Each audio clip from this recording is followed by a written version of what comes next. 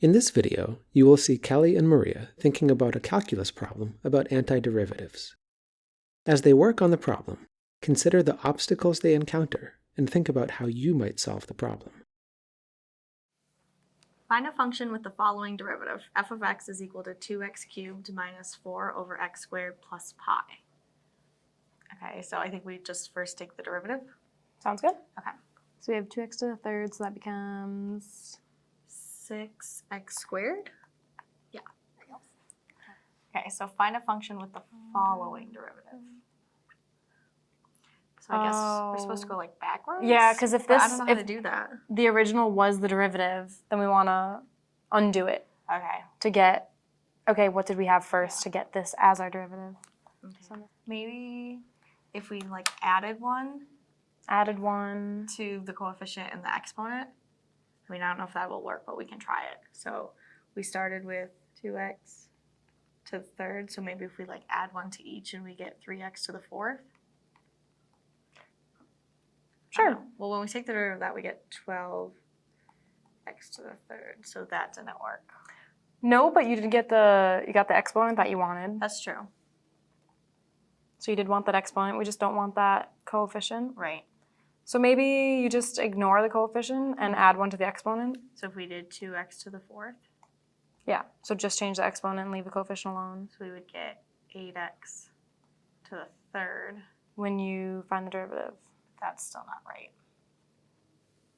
We want 8x to the third instead to be 2x to the third, right? Yeah. So we want to divide it by 4. We could do that. I don't know. Just, because that's what we want in the end, but I don't really know why So then we get we're doing that. 2x to the third. I mean, that works, but... It works, but I feel like we just kind of did it to make it happen. Well, So 2x to the fourth divided by 4. When we took the derivative, that turned into 2x to the third. yeah. So that means the first term for our original equation is, 2x to the fourth over 4. which is just a half x to the fourth. Yeah. Okay, so we have the first thing. Okay, so now let's worry about minus 4x squared, or over x squared. So maybe when we rewrite that for negative 4x to the negative second. Okay, so now what did that come from? What did we derive to get that? So just add, These ones are both negative, so maybe we can try adding 1 to each of them again. add 1 to each. Okay, so Yeah. get negative 3 X times x to the negative first. 1. Okay, Yeah, which is almost what we want. it's true. We just need 4.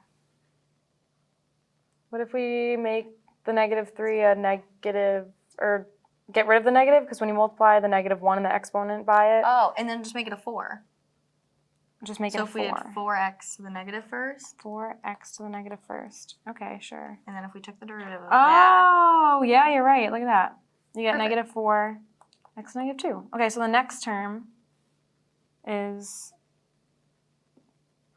negative 4x to the negative first. or is it just 4x? It's just Oh positive yeah, 4x. just 4x. Okay. So our first term is this one. The second term is 4x to the negative first, which is 4 over x.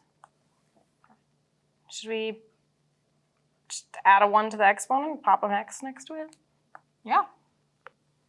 Well, that's what we were doing with the other ones, right? We just added to the Yeah, this one exponent. just doesn't have an x. Well, If we took the derivative of that, we'd get pi, which is what we want. okay. That works. So our original Second x. equation, oh, pi x, there we go.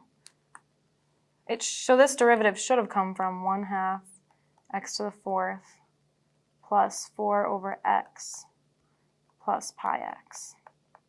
Yeah. Now we have to find a function with the following derivative of sine. Oh, dear to God. x. Cosine. Okay. Cosine to negative sine. Ah, But rings a bell. Still doesn't make it 2x. So maybe if we're trying to find what made the derivative, we can just make these arrows go the other way. Yeah, sure. Where did sine come from? So So sine came negative from, sine. Oh wait. Oh, sine came from cosine. in it. If we start with sine on the right, to go to cosine, Oh, you need to have a negative sign at the beginning. okay. So do you think we can just stick a negative on the cosine? Maybe it'll even out? Sure. Let's try it. Okay. So now if we take the derivative of negative cosine of 2x, it should give us sine of 2x. Sine. Oh, but then we have to take the derivative of the inside of the parentheses. So then we would get times 2. Okay. But you know what we could do is we could put this divided by 2 to get rid of this one. Okay. So if we again took the derivative of this one now, negative sine goes to positive cosine. Wait. I mean, negative cosine goes to positive sine. Yeah. So we would have It's like a double negative. of 2x times the derivative of the inside, which would be 2. But Then we have to bring down this divided by 2, which kind of cancels out. sweet. So now h of x equals 1 over x. Well, we've just been adding 1 to the exponent. So let's say that it came from x0, x to the 0 power, which is 1. But then we lost the x. Well, okay, wait. So if your original equation is 1, you want to find the derivative of 1, what would it turn into? 0. 0. So we can't just add 1 to the exponent like we were Right. doing before. When you take the derivative, Yeah. well, you have x to the negative first, we'll just go to negative 1 times x to the negative 2. Mm.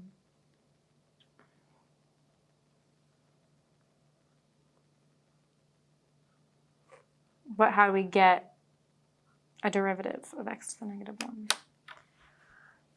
So I really don't know how to do this one. No, I don't know where to start. No. And I feel like it would kind of be helpful if we had some rules for, Yeah. Like I think we Taking. figured out the last ones, but it took us so long. yeah, and I would not be able to do that again. No. Especially not with like a new function. Yeah. In this video, Kelly and Maria tried finding functions that had f, g, and h as their derivatives.